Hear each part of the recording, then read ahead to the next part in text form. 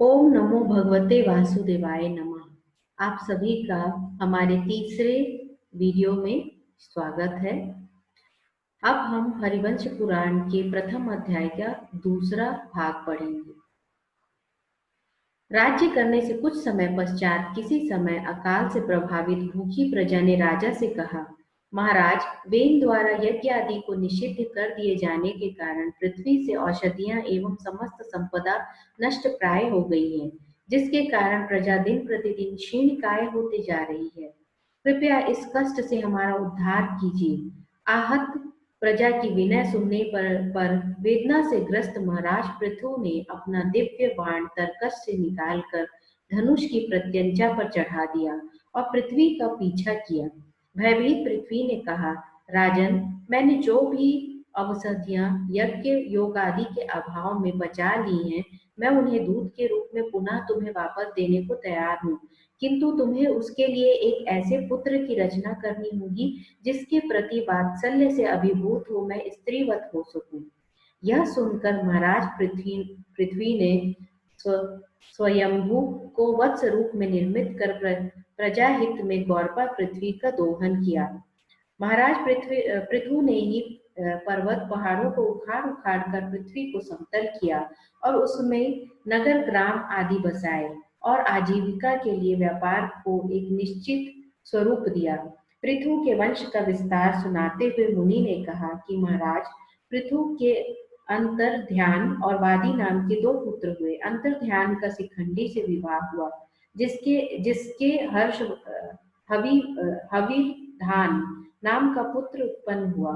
हविर्धान ने अग्नि कुल की कन्या धिषणा से प्राचीन बरही, शुक्र, गय, कृष्ण, वृष और अर्जिन यह 6 पुत्रों को जन्म दिया।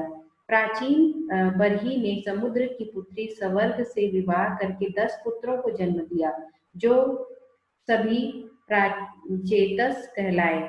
इसके बाद जिज्ञासु मैत्रेय जी ने पराशर जी से कहा, मुनिवर, हमने सुना है कि दक्ष की प्रजापति का जन्म ब्रह्मा जी के दाएं अंगूठे से हुआ था, किंतु आपने दक्ष प्रजापति की उत्पत्ति को प्रचेताओं के मारीषा के साथ संपर्क से बताया है। यह क्या रहस्य है?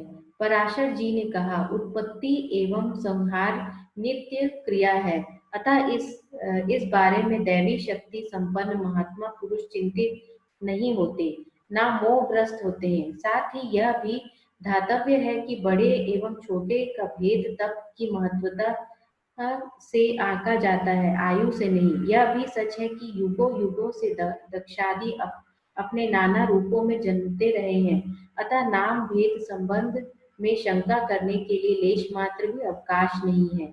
इसका मतलब यह है कि जो उन्होंने कहा कि दो तरह से दक्ष जी का जन्म बताया, तो पराशर जी कहते हैं कि इस तरह के जो युग पुरुष रहते हैं, जो कि सिद्ध पुरुष होते हैं, वो विभिन्न तरह के अलग अलग युगों में जन्म लेते रहते हैं। इसलिए कभी ये नहीं सोचना चाहिए कि इनका जन्म यहाँ से बताया गया तो ये यहाँ पर फिर कैसे जन्म लिए, बिकॉज उनका जन्म कई तरह से होता रहता है। ब्रह्मा जी के आदेश अनुसार प्रजापति दक्ष ने सबसे पहले मानसी सृष्टि की रचना की, किंतु प्रयत्न करने पर भी प्रजा का विकास नहीं हो पाया।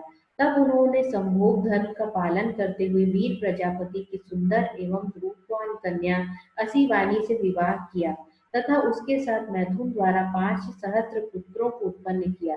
दक्ष के इन हर्यश्व पुत्रों को नारद जी ने दिग्भ्रमित कर दिया। कहा, जब तुम संपूर्ण पृथ्वी के बारे में विस्तार से जान समझ नहीं लेते और जब तक तुम्हारी पृथ्वी पर पूर्ण गति नहीं हो जाती, तुम्हारा संतान उत्पत्ति में प्रवृत्त होना बेकार है। सभी उद्बुद्ध होकर पृथ्वी को जानने के लिए निकल पड़े और भिन्न भिन्न दिशाओं में बढ़ते हुए समुद्र में नदियों के समान विलीन हो गए। इस घटना से दुखी दक्ष ने वैरुणी से विवाह करके शवलाश्व नाम के 1000 पुत्र उत्पन्न किए। नारद जी ने इन पुत्रों को भी कष्ट साध्य विधि निषेध समझाते हुए दुर्गम पथ का राही बनाकर भटकाने के लिए छोड़ दिया। ये 1000 पुत्र भी हर्यश्वों की तरह ही गर्त हो गए, पुनः लौटकर ना आ सके। अब दक्ष के क्रोध का पारावार न रहा। उन्होंने क्रोधित होकर नारद मुनि को शाप दिया तथा पुनः सृष्टि फैलाने के धर्म से दक्ष ने वैरुणी के साथ संपर्क से 60 कन्याएं उत्पन्न की। इनमें 10 कन्याएं धर्म को, 13 कश्यप मुनि को, 2 ब्रह्मपुत्र को, 2 कुशाश्व को पत्नी के रूप में दी। धर्म में परिवार का विस्तार इस प्रकार है: अरुंधति, वसु, यामी, लांबा, भानु, मरुत्वती, संकल्पा, मुहूर्ता, साध्या और विवाह। इनसे उत्पन्न पुत्र क्रमशः पृथ्वी के प्राणी, वसुगण, नागविधि, घोष, भानु, मस्वान, सभी प्रकार के संकल्प, मुहूर्ताभिमानी देवगण, साध्य एवं विश्व देव उत्पन्न हुए। इनमें वसुगणों की संख्या 60 है। आप, ध्रुव, सोम, धर्म, अनिल, अनल, प्रत्युष एवं प्रभास, इनकी संतानों का वृत्त इस प्रकार है: आप से 4 पुत्र हुए, वैतुंड, श्रम, शांति एवं ध्वनि। ध्रुव से लोक संहारक काल का जन्म हुआ। सोम से वर्चा की उत्पत्ति हुई। धर्म से मनोहर पत्नी द्रविण पुत्र द्रव्यवह, शिशिर, प्राण तथा वक्षण की उत्पत्ति हुई। अनिल ने पत्नी शिवा के साथ समागम से मनोजव अविज्ञात गति को जन्म दिया। अनल ने शरस्तंभ पत्नी के साथ समागम द्वारा कुमार, शाक, विशाख एवं नैगमेश 4 पुत्र जन्मे। प्रत्युष से देवल, क्षमाशील और मनीषी की उत्पत्ति हुई तथा प्रभास से बृहस्पति की बहन वर स्त्री का पाणी ग्रहण हुआ, जिससे प्रजापति विश्वकर्मा उत्पन्न हुए। महात्मा विश्वकर्मा द्वारा खोजे गए शिल्प विधान के सहारे अनेक मनीषी विद्वान अपनी जीविका चलाते हैं। विश्व के 4 पुत्र हुए, जिनका नाम था अजेयपाद, बहिर्बुधन, तत्वष्ट, रुद्र। इसमें त्वष्टा ने यशस्वी एवं तपोशील पुत्र विश्व रूप हर को जन्म दिया। रुद्र के 11 पुत्र जन्मे, जिन्हें हर, बहुरूप, यंबक, अपरजित, वृषा, कांति, शंभु, कपर्दी, रैवत, मृव्याग, शर्व और कपाली नाम दिया गया। ये 11 रुद्र त्रिलोकी कहे गए।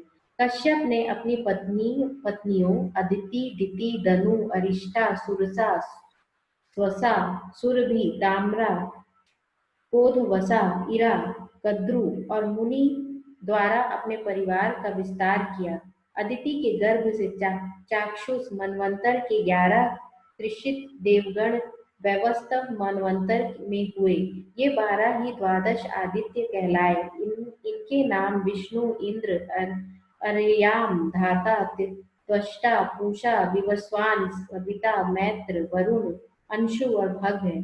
सोम की 27 पत्नियां नक्षत्र योगिनी हैं। इनमें सोम ने अनेक संपन्न ओजस्वी पुत्र उत्पन्न किए। उनके बृहपुत्र प्रथम पुत्र हुआ। बृहपुत्र की पत्नी कपिला अहिलोहिता, पिता अशिता विद्युत कही गई। अंगिरा द्वारा ऋचाओं का अभिमान करने वाले देव श्रेष्ठ उत्पन्न हुए तथा कृशाश्व के यहाँ देव प्रहरण का जन्म हुआ। यह सभी देवगण कहलाए। कश्यप जी ने दिति के गर्भ से परम पराक्रमी एवं अपराजेय हिरण्यकश्यप एवं हिरण्याक्ष नाम के 2 पुत्रों का सिंहिका नाम की पुत्री को उत्पन्न किया। हिरण्यकश्यप नियंत्रणहीन शक्तिपुंज दैत्य स्वरूप अपने को परमपद विष्णु का अवतार मानता हुआ ख्याति पाने के लिए समस्त लोक में अपना प्रभाव जमाने लगा। इसके अन्मूलाद, प्रहलाद, संघलाद 4 पुत्र उत्पन्न हुए।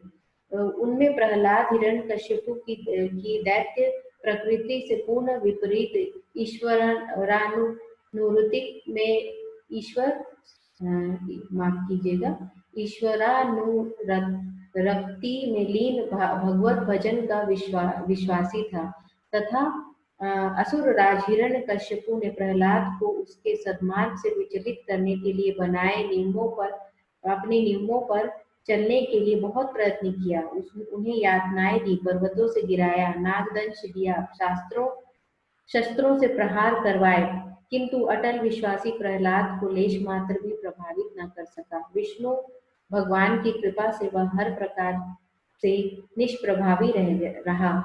उसकी भगवान विष्णु में भक्ति अविचल भाव से रही। महर्षि कश्यप की एक कन्या पत्नी दनु थी। इसके साथ संपर्क से मुनि ने द्विमर्धा, शांबर, अयोमुख, शिकारा, कपिल, शंकर, एक चक्र, महाबाहु, तारक, महाबल, स्वरभानु, वृषपर्वा, महाबली, पुलोम,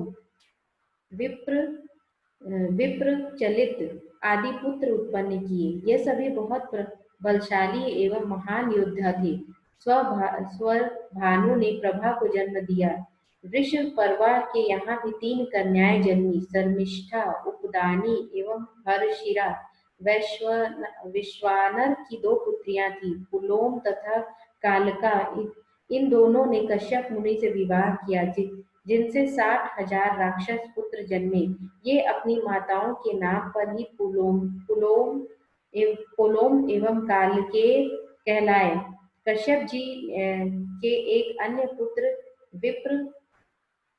विप्रचिति ने हिरण्याक्ष की बहन सिंहिका से विवाह किया, जिससे अनेक क्रूर एवं बलशाली पुत्रों ने जन्म लिया। इसमें व्यंश, शल्य, बलवान, नम, वातापी, नमुची, इलवल,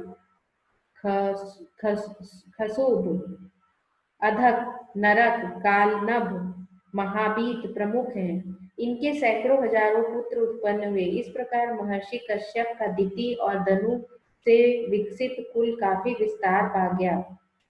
कश्यप की ताभ्रमा नामक पत्नी से 6 कन्याओं ने जन्म लिया। इनमें शक्री में शुक, उलूक और काक उत्पन्न हुए। शक्री से शुक, उलूक और काक उत्पन्न हुए।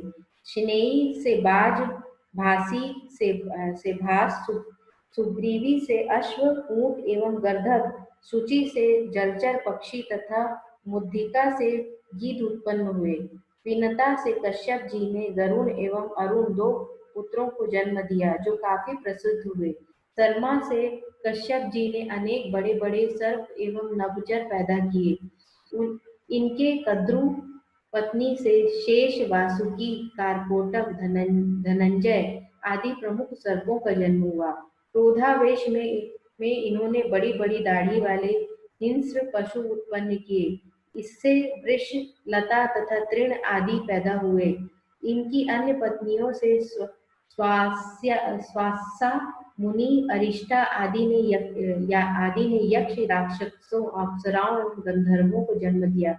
इस प्रकार यह सारी सृष्टि स्वारोचित मनवंतर में उपजी थी। इस प्रकार सृष्टि संदर्भ के विषय में जानकर जन्मेजय ने मनवंतरों के विषय में जानना चाहा, तो वैशंपायन जी ने कहा कि सारे मनवंतरों का वर्णन तो हो नहीं सकता, हाँ कुछ को मैं संक्षेप में बताता हूँ। इस तरह से इस भाग को हम अपने अगले वीडियो में फिर से शुरू करेंगे, कंटिन्यू करेंगे। ओम नमो भगवते वासुदेवाय नमः। भगवान कृष्ण की, भगवान वासुदेव की आप सबके ऊपर कृपा रहे। धन्यवाद।